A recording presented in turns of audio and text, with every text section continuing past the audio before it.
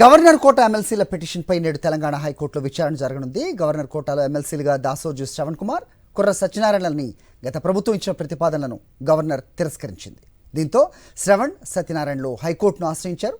తమ కేసు తేలే వరకు కొత్త ఎమ్మెల్సీల ప్రమాణంపై స్టే ఇవ్వాలని పిటిషన్ వేశారు. దీంతో యథావిధి స్థితి కొనసాగించాలని హైకోర్టు మధ్యంతర ఉత్తర్వులు జారీ చేసింది. తదుపరి ఉత్తర్వుల వరకు ఎమ్మెల్సీల ప్రమాణం వద్దన్న హైకోర్టు ఈ పిటిషన్పై ఇవాళ మరోసారి విచారణ చేపట్టనుంది. ఈ అంశంపై మరిన్ని అప్డేట్స్ మా కరెస్పాండెంట్ వాసు ఇస్తారు. వాసు, చెప్పండి.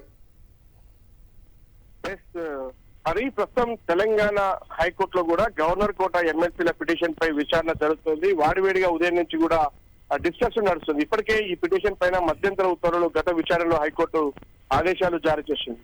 తదుపరి ఉత్తర్వులు ఇచ్చేంత వరకు కూడా ప్రమాణ స్వీకారానికి సంబంధించి కూడా స్టే విధిస్తూ ఇటీవల కాలంలో కూడా ఆదేశాలు జారీ చేసిన నేపథ్యంలో గత ప్రభుత్వ హయాంలో గవర్నర్ కోటాలో ఎమ్మెల్సీలుగా ఉన్నటువంటి దాసోజు శ్రవణ్ తో పాటు కుర్రా సత్యనారాయణ పిటిషన్లకు సంబంధించి కూడా అంటే గతంలో మమ్మల్ని ఏ విధంగానైతే గవర్నర్ ప్రభుత్వ సిఫారసులు ఆపివేసిందో తాజాగా కోదండరామ్ తో పాటు మరొకరికి ఇచ్చినటువంటి ఎమ్మెల్సీల విషయంలో కూడా మాకేదైతే వర్తిస్తుందో అదే అంశం వర్తించే విధంగా ఆదేశాలు ఇవ్వాలని కూడా కోరిన నేపథ్యంలో గతంలో హైకోర్టు స్టే ఇచ్చింది.